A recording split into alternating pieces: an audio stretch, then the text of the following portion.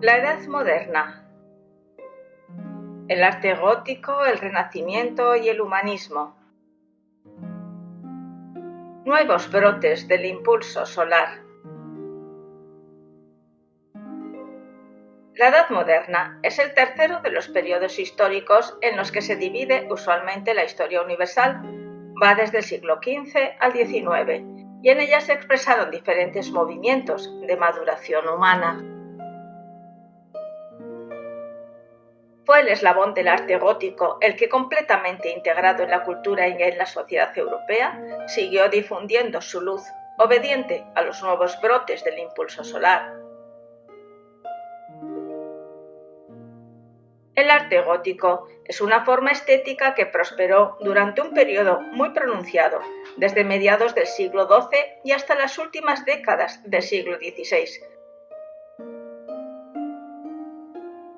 reinando así en una buena parte de la Edad Media y los comienzos de la Edad Moderna. Nació como evolución del arte románico y dejó un pozo del buen hacer para las futuras generaciones. En sus bases hallamos la ciencia, el arte objetivo, la filosofía eterna y la mística trascendental.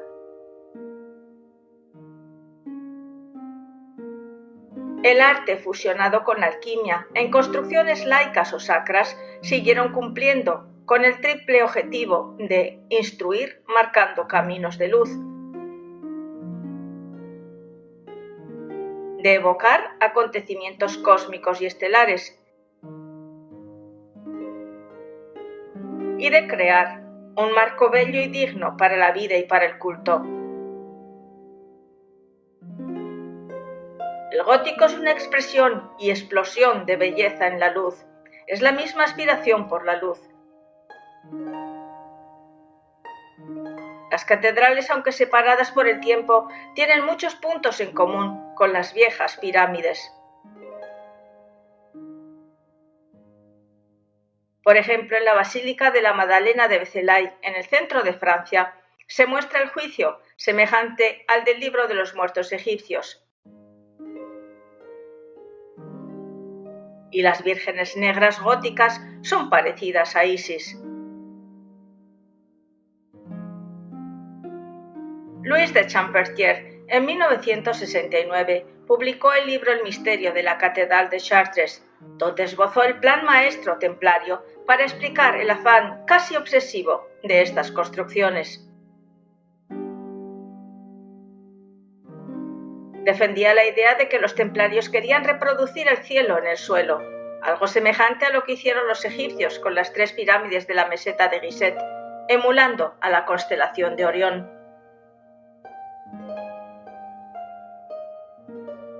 Así, en el suelo francés, 5 catedrales, la de Bayeux, Amiens, Reims, Ers y la de Chartres, marcan como en un plano la disposición de la constelación de Virgo.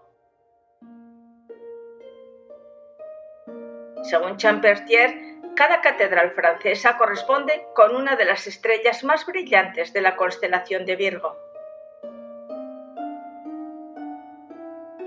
Dice Fulcanelli: la más fuerte impresión de nuestra primera juventud, teníamos a la sazón 7 años, de la que conservamos todavía vívido recuerdo, fue la emoción que provocó en nuestra alma de niño la vista de una catedral gótica.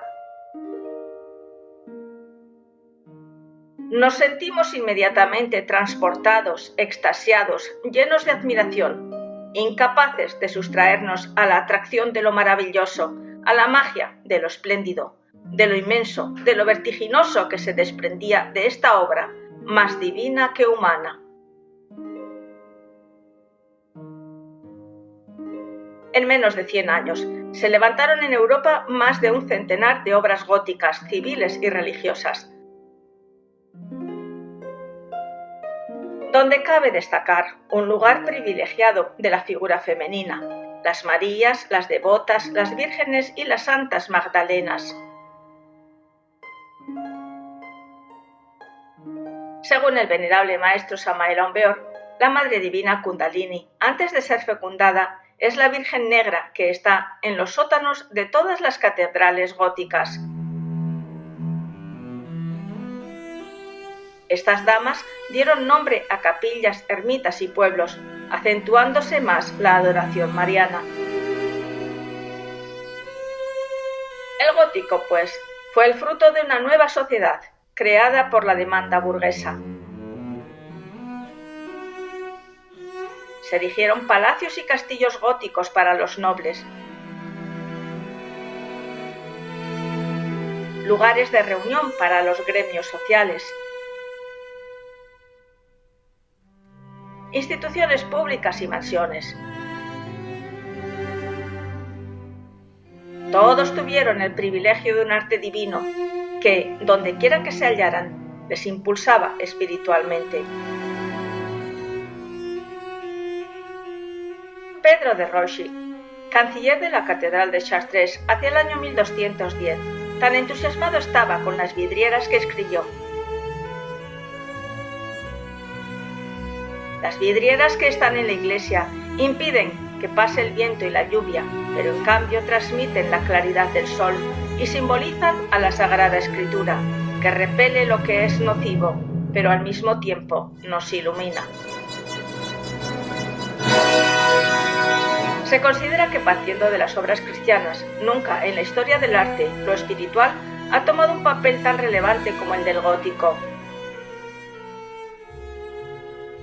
Un vergel tan frondoso solo se dio en la antigua Mesopotamia, con aquellos seres fantásticos de aspectos diversos, pero nunca había sido visto en la religión católica. Según Junquera, en las torres góticas se manifiesta una ansia con la que se quiere resumir todo el ámbito de la creación, de la caída y de la redención, que se muestra como la más exacta expresión de la cósmica teológica. Este arte es como un milagro en la piedra, porque en ocasiones parece contradecir las leyes físicas de la gravedad. Goza de estar elaborado con el ingrediente metafísico de los maestros constructores,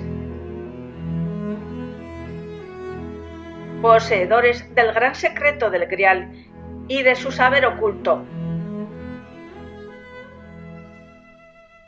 En las cruzadas de la Edad Media buscaron el Santo Grial en la Tierra Santa, pero no lo hallaron. Porque José de Arimatea, obedeciendo órdenes, enterró el cáliz en el templo español de Montserrat, cuyos guardianes del oculto saber lo custodiaron siempre. En las artes figurativas, pintura y escultura, ese saber oculto, esotérico y estético se traduce sobre todo en el canon, en ese alargamiento que representan sus figuras de esbelto porte. Los vidrieros consiguieron fenómenos solares como el que un rayo de sol atravesara cada solsticio por un pequeño agujero del vitral. El milagro de los rayos solares se ha dado de múltiples formas, trazando simbólicos caminos, senderos metafísicos en el suelo catedralicio. En el Camino de Santiago se presentan incógnitas esotéricas que asombran. Grandes multitudes comenzaron a peregrinar a Compostela en señal de penitencia. Se fijó una ruta definida, ruta telúrica, desde tiempos remotos, arteria energética del planeta, y en ella se ocuparon sus hermenautas custodios para la protección del peregrino. El camino es físico y es simbólico. No debemos olvidar que muchos alquimistas afirmaban haber recorrido el Camino de Santiago cuando en realidad jamás lo hicieron físicamente, porque son pasos ineludibles de la gran obra interna. El Camino de Santiago, antes de la cristiandad, ya era utilizado por los celtas y los iberos. por su gran contenido energético solar en el alineamiento geodésico.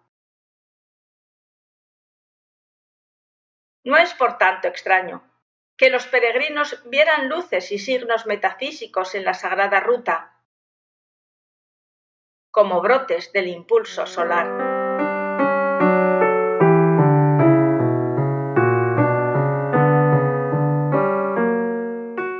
Vézelay, en el centro de Francia, fue cuna del gótico y punto de partida del Camino de Santiago francés. En España, las fronteras de Jaca o de Roncesvalles llevaban al peregrino hacia Santiago. Si alguien dijera que en España existe un museo cuyas salas se extienden a lo largo de más de 800 kilómetros, parecería imposible. Sin embargo, el tramo del Camino Sacro, que va desde Somport hasta Compostela, es un verdadero museo. El tramo español cuenta con 8 catedrales, innumerables iglesias románicas, góticas y renacentistas, con espléndidos edificios civiles, obras de ingeniería, calzadas y puentes. Todas las catedrales exhiben elementos paganos, como la estrella de Salomón,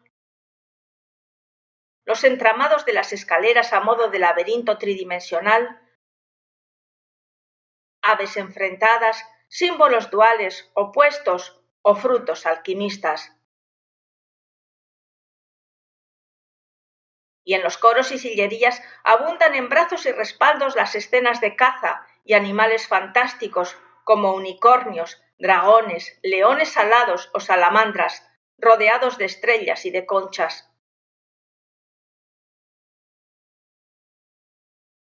El final del camino es Compostela o el campo de la estrella, donde se debe presentar el compost alquímico, cuya palabra derivada del latín compositum o cementerio es alusión al ego, que debe convertirse en polvareda cósmica, disolviéndose hasta la misma personalidad lunar.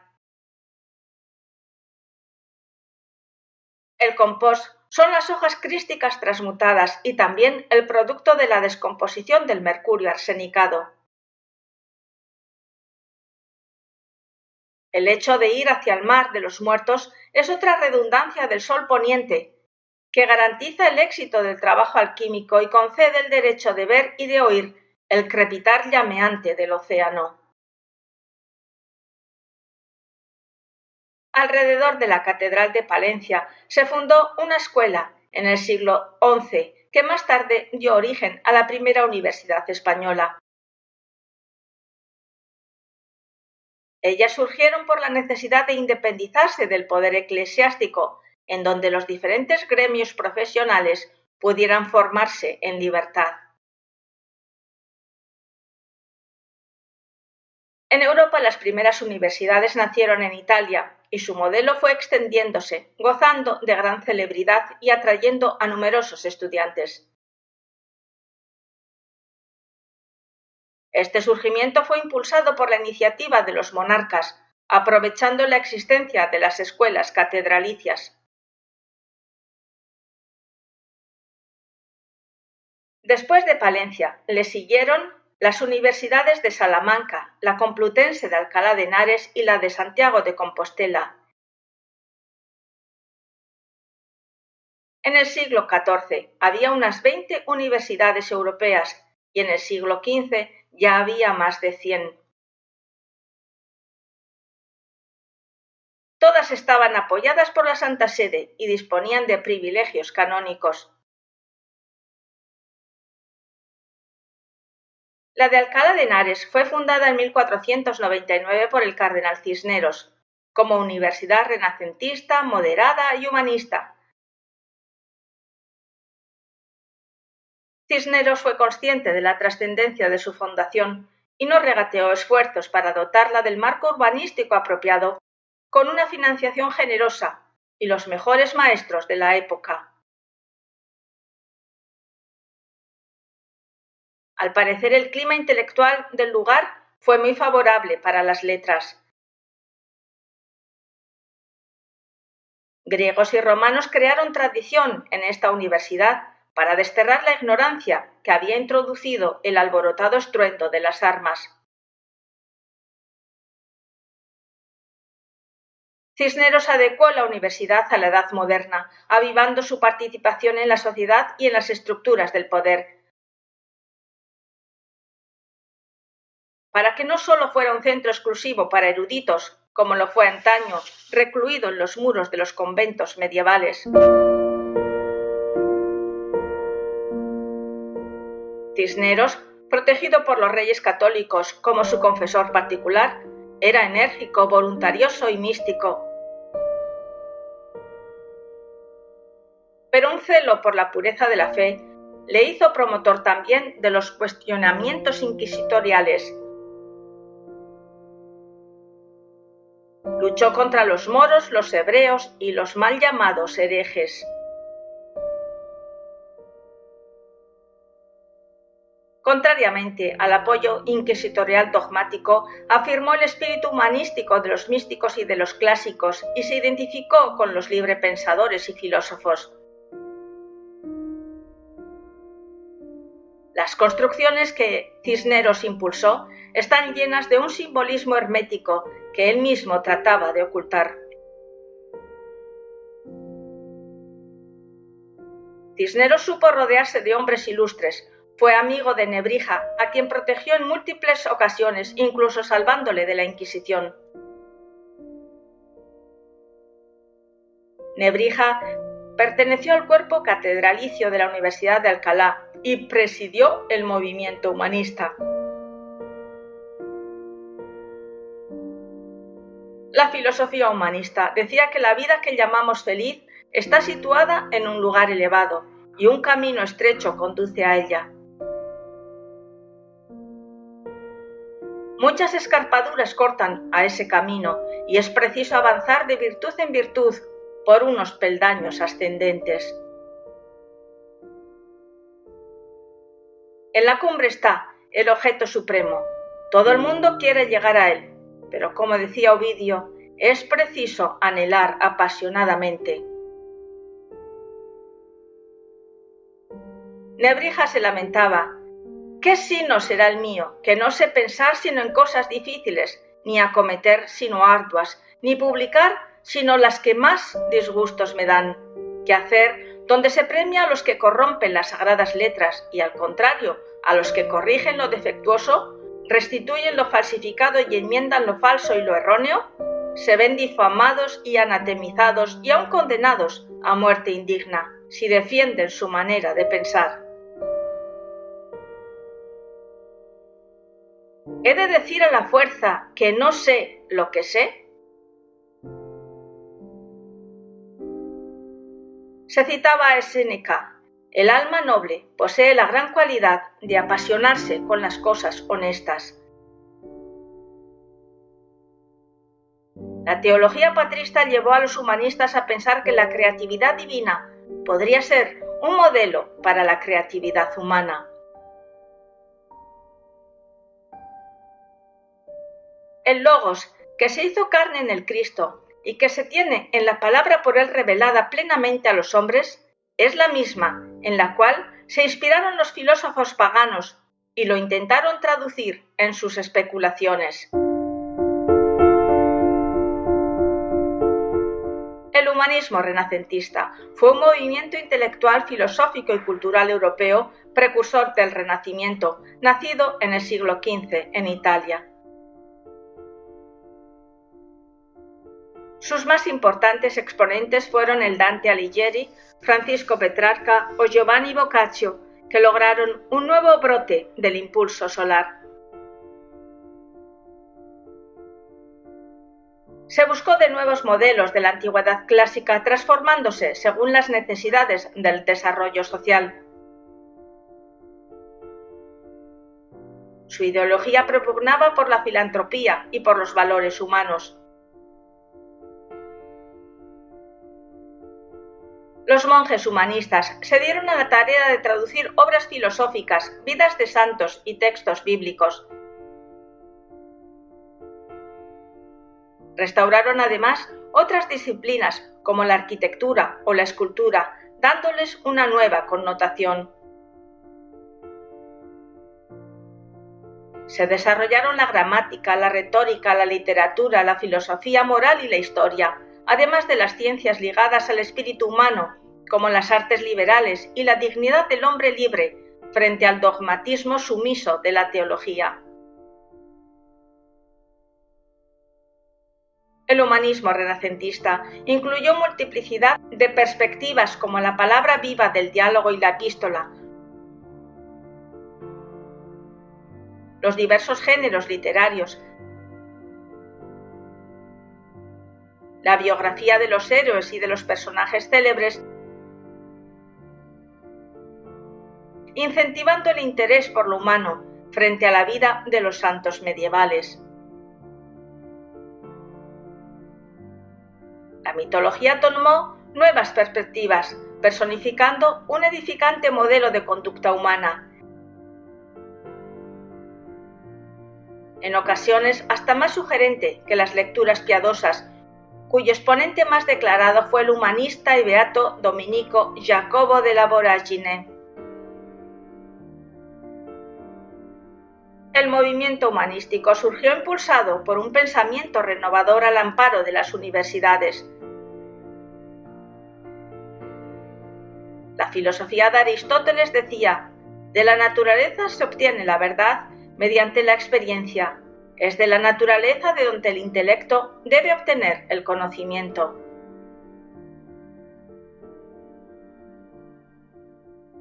Erasmo de Róterdam, amante de la libertad, de la independencia y de la cultura y de la paz, fue un humanista, filósofo, filólogo y teólogo neerlandés, autor de importantes obras escritas en latín y precursor de la Edad Moderna.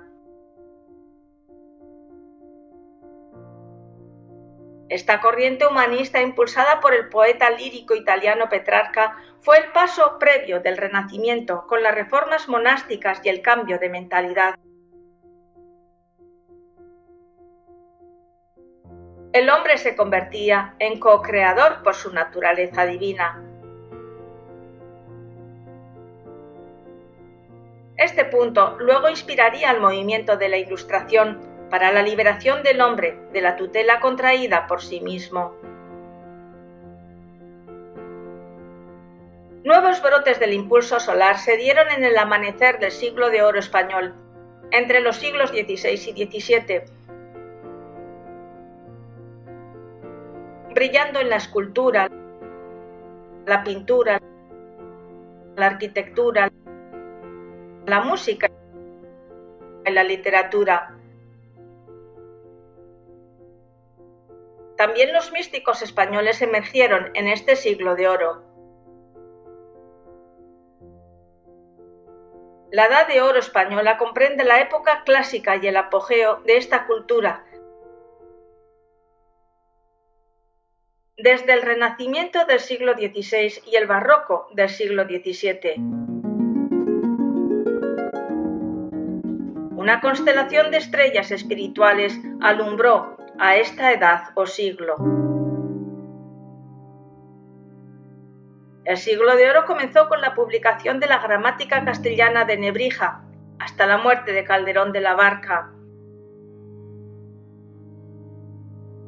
por lo que comprende varios siglos de un renuevo de irradiación espiritual impulsado por la Logia Blanca.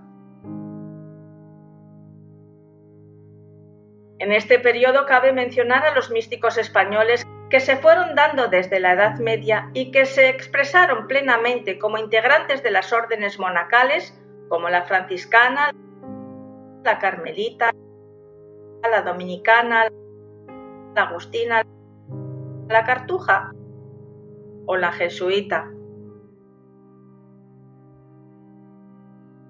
Grandes ascetas españoles como San Juan de Ávila, Fray Luis de Granada, Fray Francisco de Osuna, Santa Teresa de Jesús, que compuso importantes obras literarias místicas en prosa y es considerada como doctora de la Iglesia, San Juan de la Cruz, Sor Juana de la Trinidad o Fray Antonio de Molina, formaron un panorama excepcional.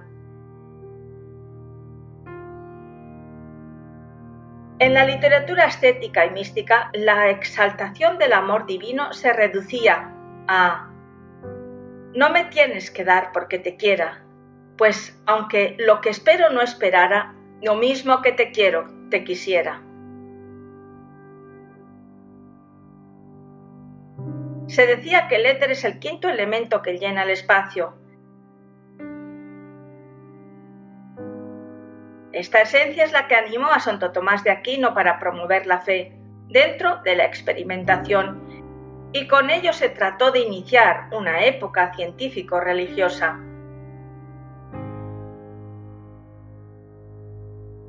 La poesía sublime de Fray Luis de León, agustino español de la escuela salamantina, consistía en alcanzar la perfección, y según él mismo apuntaba, en cada uno de nosotros debe crearse un mundo perfecto,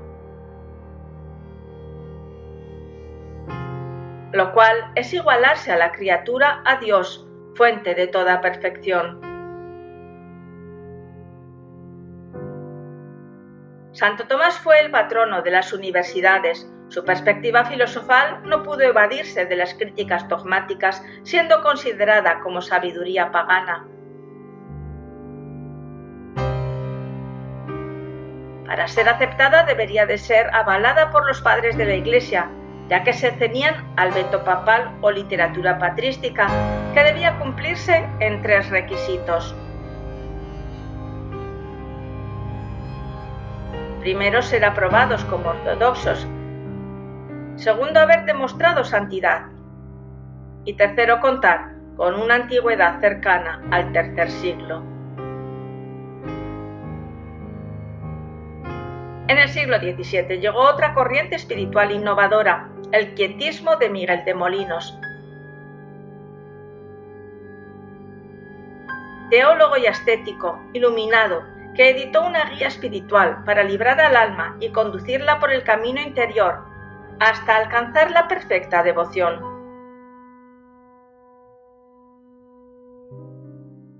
El quietismo lograba desembarazar al alma y conducirla por el interior camino para alcanzar la perfecta contemplación y el rico tesoro de la paz interior.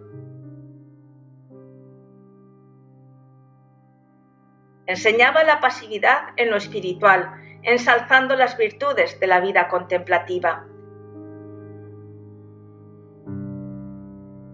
La historia del hombre marca un camino de luz entre las imperfecciones y las tentativas, a veces erradas, pero impulsadas por una conciencia en búsqueda de su unidad con el ser.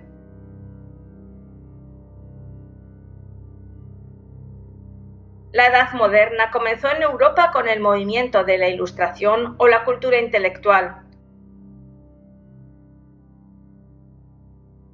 Según el filósofo Slavoj Žižek, la modernidad empieza con Descartes y sigue con Kant, concretamente con una ética que ya no es una ética del bien común.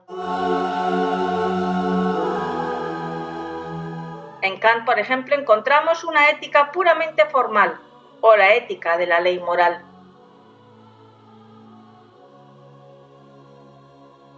La Ilustración fue especialmente activa en Francia, Inglaterra y Alemania. Inspiró profundos cambios culturales y sociales, y uno de los más dramáticos fue la Revolución Francesa.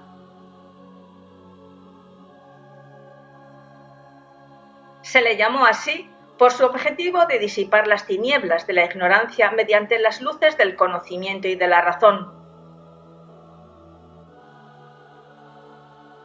En otras palabras, conducir el vacío existencial del intelectualismo a través del subjetivismo razonativo. Tarea absurda e imposible. El siglo XVIII es conocido como el siglo de las luces y del asentamiento de la certeza en el progreso material.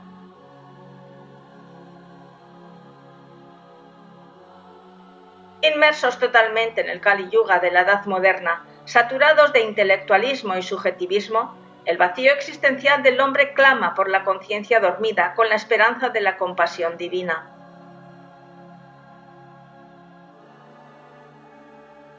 Dice el venerable maestro Saint-Maël Aumbeor: Como quiera que nosotros, los hermanos de la Fraternidad Oculta, trabajamos en colaboración, puedo decir en forma clara que junto con el maestro Kutumi habremos de establecer una forma de trabajo muy especial para Europa.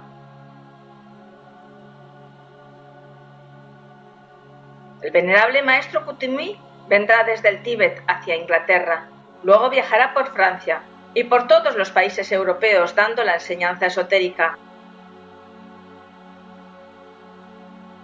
A mí me toca trabajar en relación con el maestro Kutumi y pondremos la fuerza para que todos los conocimientos esotéricos de este maestro, asociados o unidos al mensaje crístico que estamos entregando, tomen gran vigor, a fin de que se desarrolle completamente el movimiento gnóstico en todo el viejo mundo.